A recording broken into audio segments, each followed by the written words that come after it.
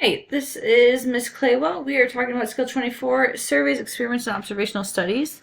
So we're talking about the difference between a survey, an observational study, and an experiment. So surveys when you ask the selected sample questions. So for example, you could ask a class their favorite lunch meal or their favorite cafeteria meal. An observational study is you do not impose on the sample. You already have they already have an existing condition. You're just observing the behavior. So we could just like look at the lifespan of those who smoke.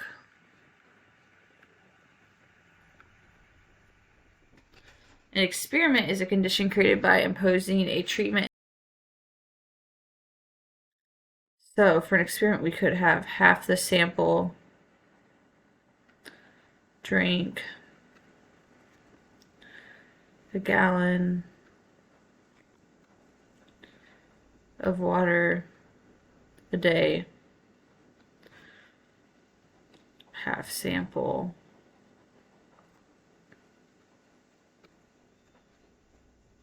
not drink a gallon of water.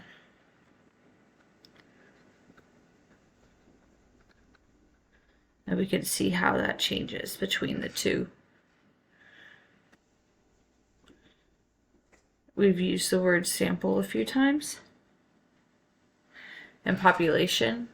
So the population are all members of the group. We are interested in studying.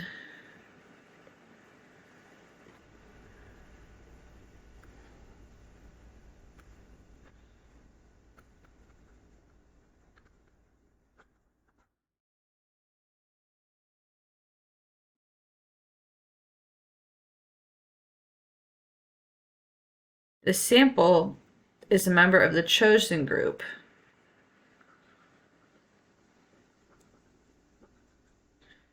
So we can't, like, if I wanted to know about the population could be like the whole United States. It's not possible to talk to the whole United States. So we just talk to our sample group as a chosen group that we are actually studying or surveying.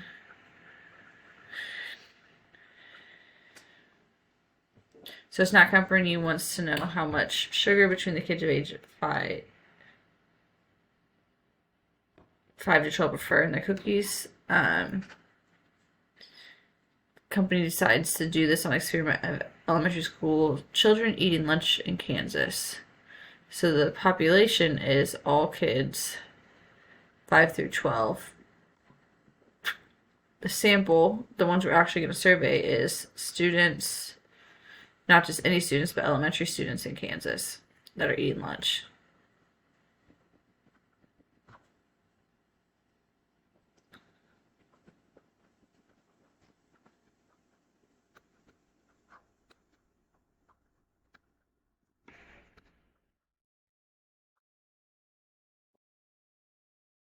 Being the sample represents this population. So of all the kids 5 through 8, do just the ones in Kansas elementary represent this? I would say no, because only from one state.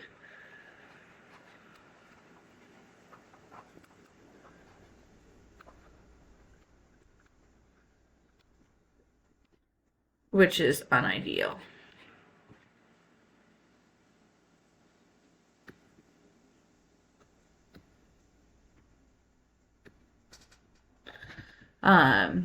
Here in high school wants to collect some data about how students feel about school lunch. They put all students' names in a hat and draw out 100 names.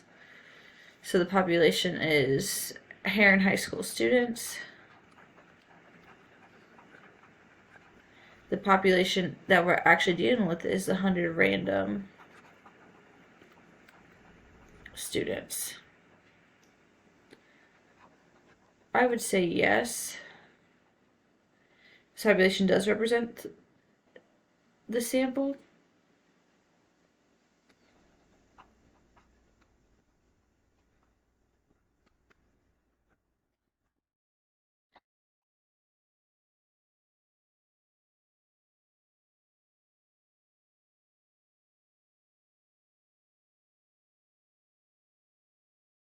A restaurant wants to conduct a survey to see if its customers prefer French fries, broccoli, or the garden salad as a side dish. Suppose a restaurant collects data for every customer on one Friday night between 4 and 10. What is the population? So we want to know about all restaurant customers, or all the customers of the restaurant.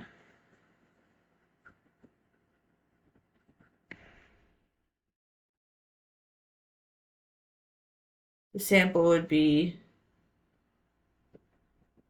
every customer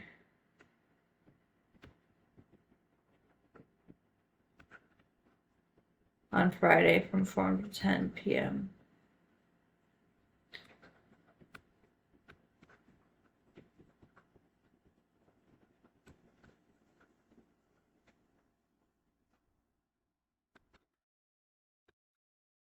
And this would not work because they're not choosing any lunch customers or weekday customers.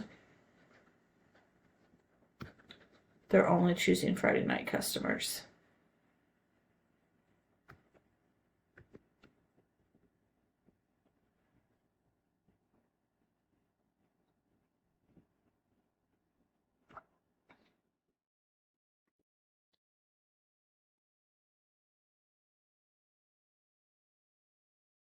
For a sample to represent the population it comes from, every member of the population must have an opportunity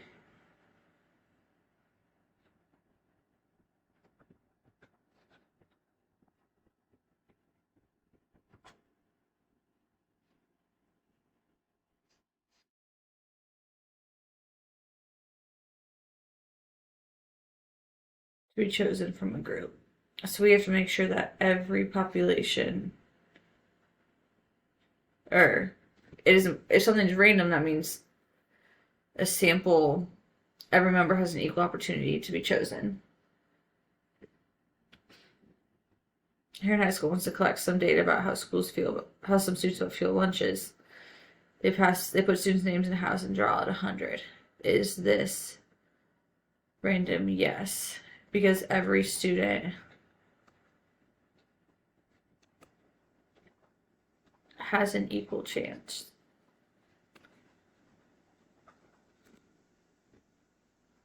So if we only put in freshmen or only put in seniors, that would be equal chance. So we're back to the lunch situation.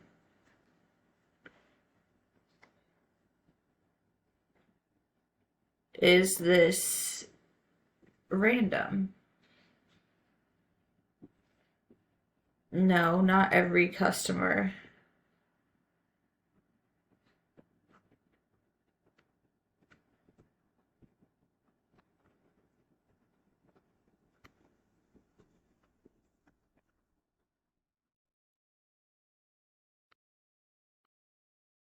Because they're only doing their Friday nights.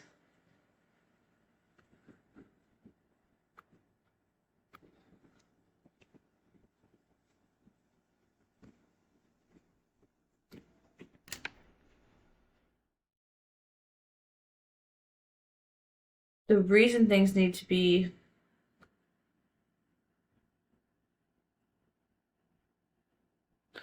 chosen randomly is because we want to avoid bias.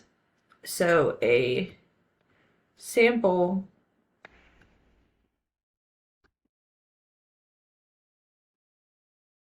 is bias if it's calculated in a way that systematically favors one group to another. For example, if we only ask dog owners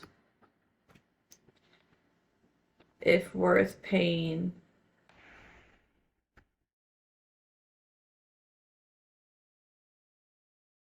taxes for a dog park.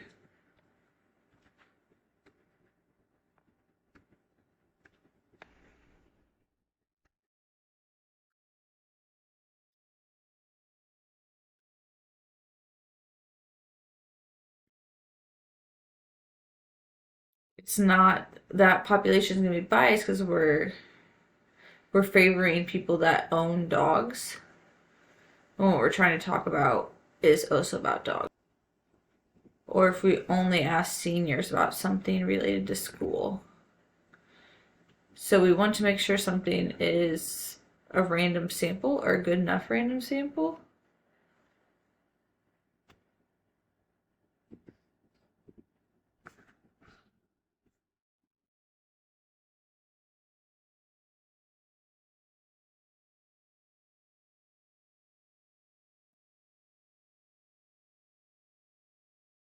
So the way we do that is if a population is very large,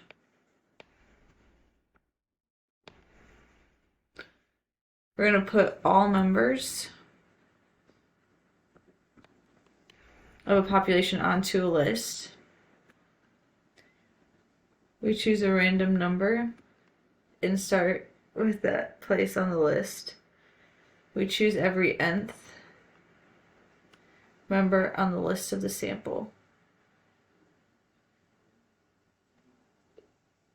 In the cafeteria example above, instead of drawing names out of a hat, we could put all students in alphabetical order on a list, or we could choose a random number to start with, and then choose every 10th, 20th, 50th student, etc., depending on how we wanted to pull people.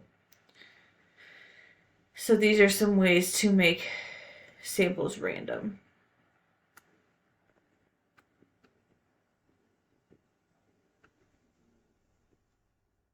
So if we wanted to serve, suppose a political organization wants to do a survey to pick the results of election, what could be good enough random sample? We could choose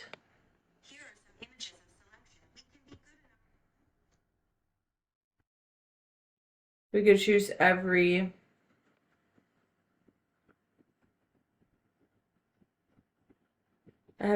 registered voter, but we need to go to each state. We couldn't just do one state because some states are more Democratic and others more Republican. So Post Restaurants wants to figure out what the favorite side dish is. A good enough random sample would be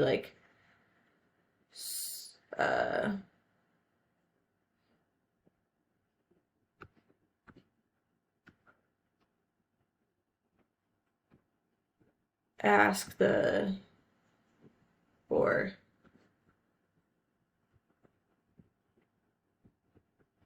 write down / observe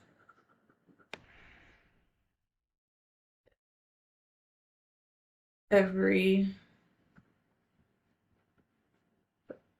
fifth side dish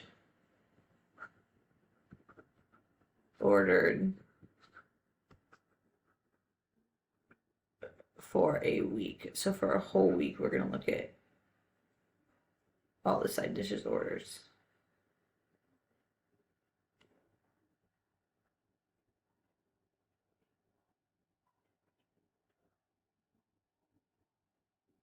A teacher wants to do an experiment on how using additional practice problems affects students' test scores. So that's an experiment, so put students in alphabetical order. Every 7th student gets additional problems. So in all these cases, I'm just trying to make it random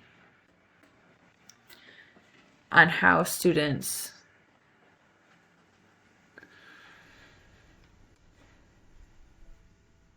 or on how our population is polled.